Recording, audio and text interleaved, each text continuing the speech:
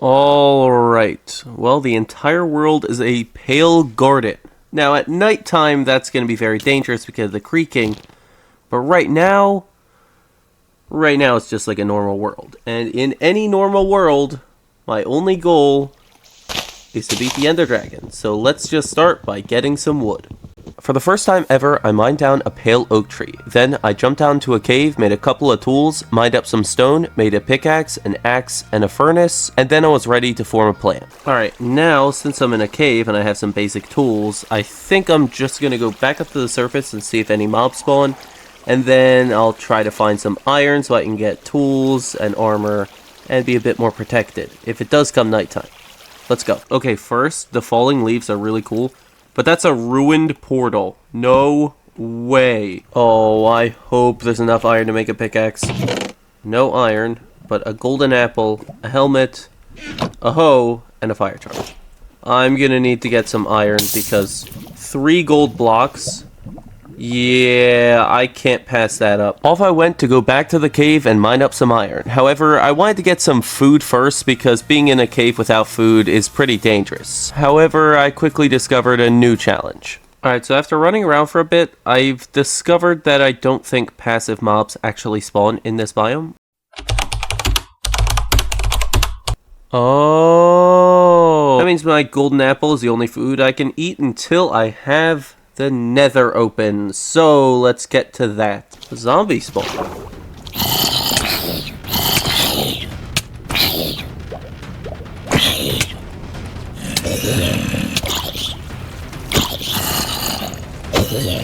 Oh my goodness.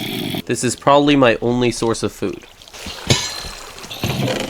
Another golden apple. A bucket already. Sadly, I had to waste one of my golden apples pretty early, but after that I made a shield, and then I went down to the deeper cave to find iron. I had to explore a water cave to find any, and then I made an iron pickaxe after smelting it up, and when I came back to the surface, I got a pretty interesting surprise. Oh. It's a creaking. It's walking on water.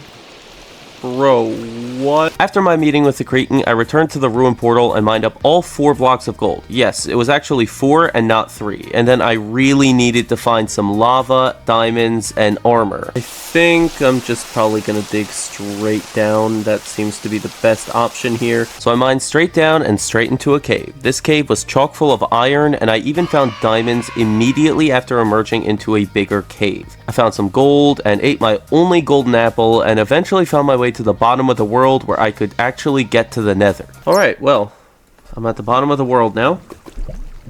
I'm gonna smelt up every single one of my ores. And then maybe I'll go to the nether because I need food, and the nether is probably the only place that is going to have it. While I waited for my ores to smelt, I explored the cave a little bit more, looking for coal. Instead, I found other ores, which were helpful, and I also ran into danger, which was not helpful, but eventually I returned to the bottom of the world and I made a diamond pickaxe. This diamond pickaxe was just to mine up obsidian in case I needed to double travel in the nether. Once I was done with all my preparations, it was time to go deeper. And now it's time to go to the nether, and hopefully get some food, because I'm starting to get hungry.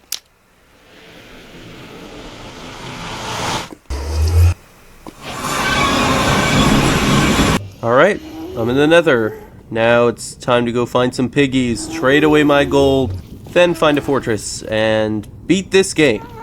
Don't forget the ball harvest. Let's go. Oh my gosh. Would you leave me alone, you stupid thing? This guy's got better moves than I do. Oh my gosh. Alright, there will probably be piglins over there. And perhaps food as well. So I'm thinking that's my best option. Because if I don't get food, I'm gonna die. For certain. I bridged my way over to the Crimson Forest and traded all my gold to piglins, and I got some amazing trades as well. 9 pearls and 3 potions of fire res. I was very happy with that. However, I still had a problem. Now I just need some food. Finding food ended up being a lot harder, because although I could have killed hoglins, there were none around, so instead I had to find my salvation in the form of mushrooms. Mushrooms. Oh my darling mushrooms. 2 mushroom stews. But at least I can sprint now. After finding those mushrooms, it was super easy to find some more, and by the time I found a warped forest, I was actually loaded up on food. But this warped forest wasn't alone. A warped forest. And a ruined portal. Well, it looks like golden carrots. And hey, another gold block. Looks like I'm not done with the piggies after all. 10 pearls. Only need 6 more. I set about killing Endermen for pearls and exploring the nether a little bit. This warped forest ended up leading me to more mushrooms and some trades with piglins. And when the trades didn't go my way, well, alright.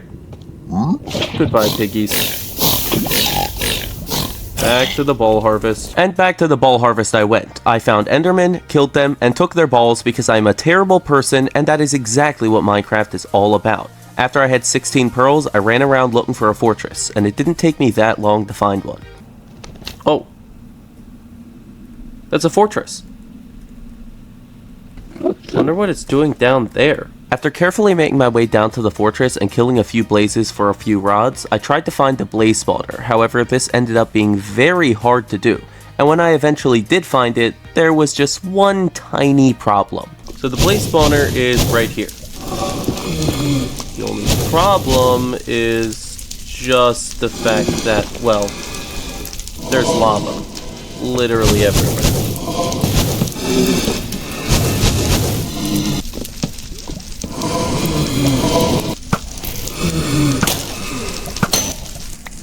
Now I have 6 rods.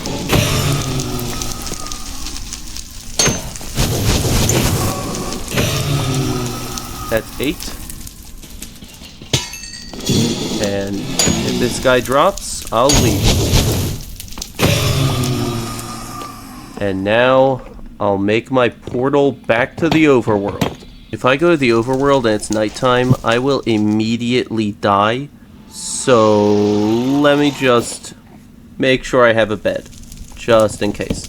Now let's go back to the overworld and hope we're not immediately attacked by creakings. A cave might just be the best place to have spawned. Hey, zombie. Diamond. I do love diamonds. Now let's make our way back up to the surface, and then go find that stronghold. I quickly made my way back up to the surface and found a ruined portal that truthfully had nothing good in it before I made my Eyes of Ender and started to throw. Now let's see which way we need to travel for the stronghold. Oh, straight that way. Come back here, eye. Let's go. I sailed around looking for the stronghold and finding some ruined portals along the way. Sadly, there are no villages in Pale Garden, so I couldn't trade for arrows with any Fletcher this time as I usually do, and that means that the dragon fight was just going to be a whole lot harder. Eventually the eye went down, and I dug downwards, but I couldn't find the stronghold, so I had to keep searching, and I did find some diamonds along the way, so it wasn't all bad. But eventually, after a long time, I did find the stronghold. I found it. Oh, here it is. Okay, alright. Now, all I have to do is craft the Eyes of Ender, put them in the portal,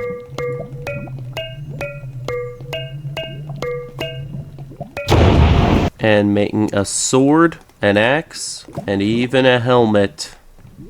It's time to go to the end and defeat the dragon. Here we go. Alright, Ender Dragon. It's just you and me again. Time to break these crystals.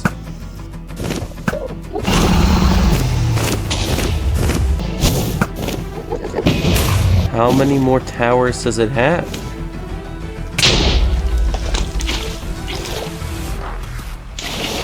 Oh my gosh, I could have died there. What am I doing? Oh my gosh.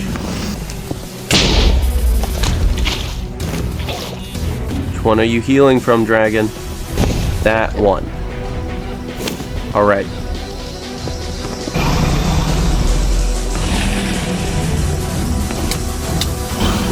Oh my gosh.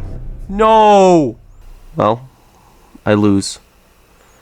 I couldn't clutch when it mattered the most. It hurts. Thanks for watching.